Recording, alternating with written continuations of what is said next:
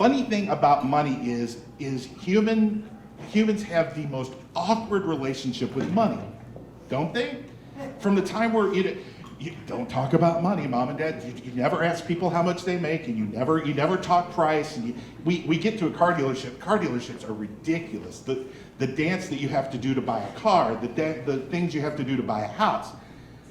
So we have to realize that we have to meet people where they are when we do business with them, because they have an awkward feeling about money. They're embarrassed if they don't have any. They want to talk that they're bigger than they are. They want to have more than the next guy. That relates to everything going into construction law and everything else. It's all about getting paid, and we have to get through that and meet people where they are. So Tyler, going to be calling on you in a second, not yet. Okay. But you're a friend of mine, and I'm going to need you. I really like, do you have another pen like that? Yeah, can I buy that from you? Would you mind? Okay. Tyler, I like this pen. I want to buy it from her, and I know you borrowed money to get some to make this work. So anyway, would you pay her $5 for that for me, please? You got it. This is a great pen. I really like this pen. Here, I'll do this.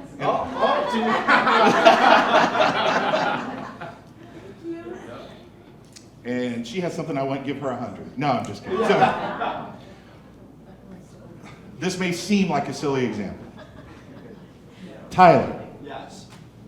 why on earth would you give me $5 when I just asked you for it? Not really knowing what I'm going to do with it. I didn't really give you an idea of what we were doing. Why would you do that? I don't know, you seem like a good guy. Seem like a good guy? Yeah. We're close friends. We've known each other for less than a year. Yep. We probably had 25 conversations or less. Correct. You told him to do it in front of me. I told you, Hey, I wasn't. Lori Bennett, I told you to do it in front of everybody. What were you going to say? Had you said no, after we prompted you prior to this whole thing starting, the peer pressure was amazing. It was. I got what I wanted. I got her pen. I did a good job. I owe you $5. When am I paying you back? Yeah, hopefully sooner than later. But when? Do you know for sure? I do not. Why is that? We did a great Why on earth would you give me $5 with no expectation of when you're going to get paid back? Worst case scenario, you got that money from somebody else, right? Yep. Because we worked this out beforehand to make it all funny. Hey, he's not in the room, so he doesn't even know how bad it is for him. Exactly. Do you understand what we're doing here? It's that awkward relationship. I put him in a situation where he had to give me the money. At least his brain told him he had to give me the money. No, you did not come all this way to have a psychology lecture. But this is the way you learn how to deal with people that owe you money. Because they use psychology against you, we're going to use psychology not against them, but to help them. Squeaky wheel gets the grease. We're going to make these people love us so much, our customers love us so much, that they want to make us happy. That's where we're headed to. They want to make it work. So in order for us to do that, we need to know who our customer is. Because honestly, in my opinion, Texas lien law got a lot easier in a way. And it's taken some steps. There's a few things that changed that went backwards a little bit. But isn't the overall concept of this whole thing is to not get here? You really don't want to get to where you're having to. You start having discussions about filing liens against your customers and their GC and their homeowner or the property owner. That relationship is tenuous at best. It's not going to last very long, and you're probably not going to do multiple projects. What we do know is in the construction field and everything else, that pool of customers is only this big. So what we're going to talk about today and what we're going to have a roundtable discussion about is, I want each person at a table to think of your number one customer. Robin, okay, thank you, Robin. So Robin says her most important customer, great sales, great credit. You know them well, you know their credit well, they tend to pay on time. Think of your least favorite customer. I know you know who they are. There's probably 5 or 6 of those as well. Why are they your least favorite customer? And it may seem counterintuitive. You may say, well, obviously it's because they don't pay well. Other than that, why are they not a good customer? What is it about that not paying well causes you the most problem just in the way you deal with them? Anybody? Hmm? High maintenance, spending a lot of time. Lack of communication, like that. How did you get stuck with your good customer? Where did that good customer come from? Best salesman? Direct relationship with our owner. Direct relationship with the owner? Similar? So that's gonna be common thread. Now the fun question, how did you get stuck with that guy? That gal? Whoever it was that just doesn't tell you the truth. I found y'all on Google. The best sales tools, we don't need Hoovers, we'll go to Google. Sometimes we get stuck with who we don't want. It's not our decision. We just get stuck with them, and now we have to decide how we want to handle them. We always worry about those customers. Now that you're stuck with them, it's like, what am I going to do with them? What if we took them back and it's like, you know what, I have to deal with you. Now I want to get to know you better. How many of you have credit applications? And a form credit application? Where did it come from? How was it written? I'll be honest with you, I've worked for a couple of companies and I said, well, where did we get this credit application? It looks like great policies. Well, I went on Google and I saw, Microsoft does quite a bit of business, so I went to one of their contracts and I kind of cut and pasted everything. They didn't care that the finance rate would be usury in like 5 different states or anything else. They didn't care about any of those things. If they just cut and paste something together that was one size fits all, didn't meet the requirements of what they needed, and they were getting hamstrung by things like jurisdiction. This poor company, one time they literally were using somebody else's credit policy, never read through it, and there was a clause in it that everything had to be done through the courts in a state that was 10 states away. And boy, they were really surprised. They finally filed suit, and they had to file suit in West Virginia. It was something they had no idea, and the jurisdiction that they were dealing with was not even a state close to them. So let's go backwards. Let's get to know our customer. Every time you do business with somebody, if you don't know them, even if you've been doing business with them and they're going to kick back a little bit, find a reason to get to know who the customer is, who the owner is.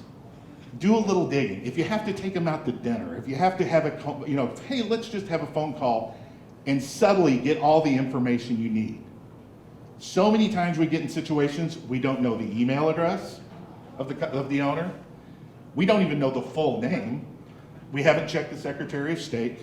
So use a credit application, even if it's a customer that's already existing. Say, hey, we want to update our information. Send them out. Send them out a new credit application. They're not going to want to fill it all out. Tell them to fill it out as best they possibly can. But going forward, know your customer and have a credit application, have an attorney look at it. Well, I really don't want to hire an attorney. That's a lot of money.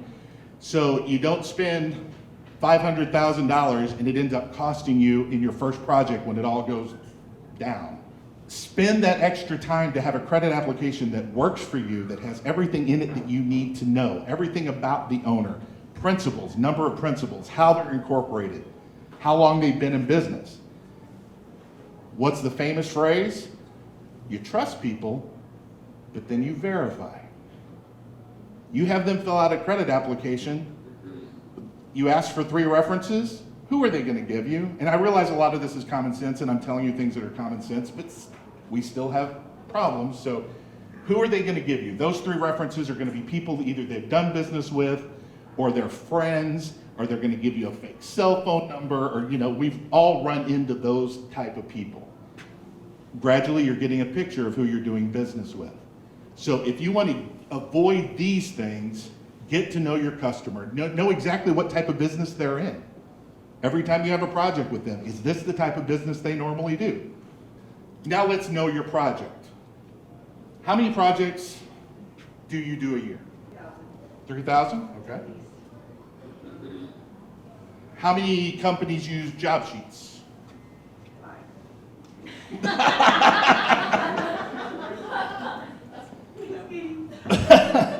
What is the importance of a job sheet?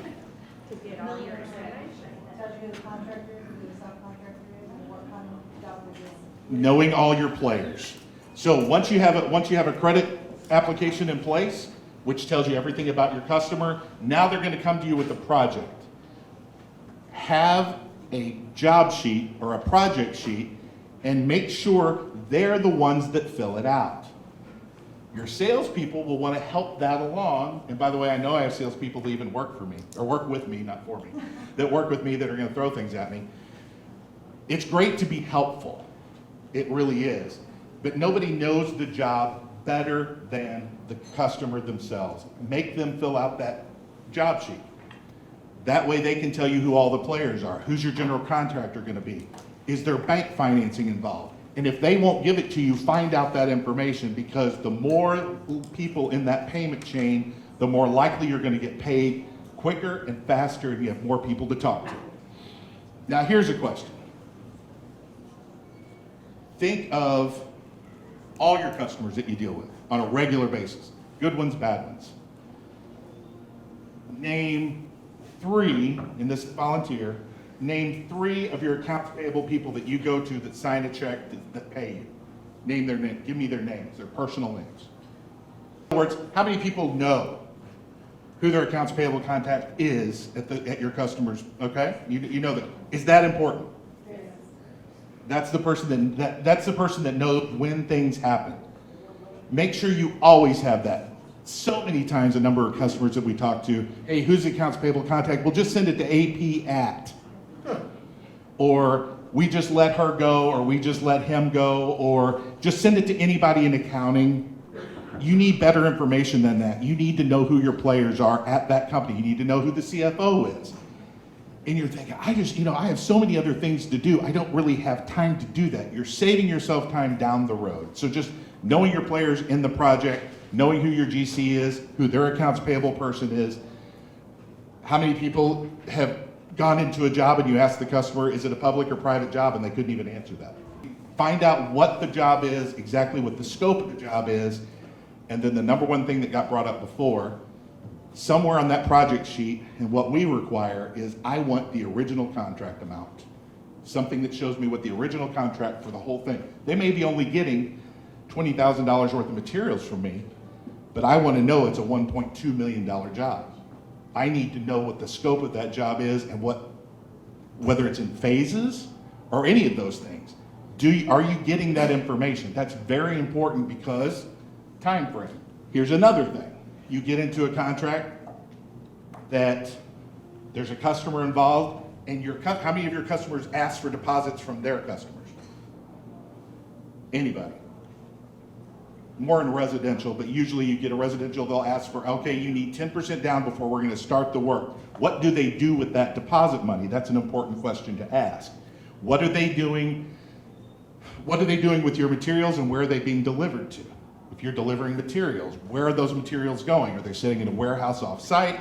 Are they eventually going to be delivered to the job? Is there a chain of custody of the materials? We found out really quick, doing what we do, that chain of custody is very important. Very, very easy to slip up and then lose all the possibility of filing a lien. So the next thing that we want to do is we want you to know where you are in the process, and it may be fairly simple. Okay, we're a supplier, this is where we are. But you may not be completely aware of exactly where you are in the food chain of how things are going to get paid. So a good example of this is you come into a project and the project's huge. It might be a $3 million project, and they're ordering $30,000 worth of materials. Well, obviously there's going to be more materials than that on that job. You need to find out what other suppliers there's going to be on that job. Otherwise, you're going to put yourself, you could be far down the list of the people taken care of. How do you monitor your projects? Anybody? Project gets started, how do you monitor it? How do you know how far along in the project it is? How many times have you ever been stuck in a situation where the project ended and you weren't aware of it? That happens in electrical all the time, because I used to be a credit manager for electrical, and since electrical sometimes is the last thing that happens, that gets done, there's a couple of finishing things happen, the job ends, nobody's told you anything about it, and the job has been done for 30 days. Always important to maintain contact with your project manager. Know who your project manager is, even at the GC level, so you know how far along that job is, and when the final deliverables have been made, and when the project is completed, so that you know where you are and you know who you are in that project timeline. And I won't take up too much more of your time. So here we go.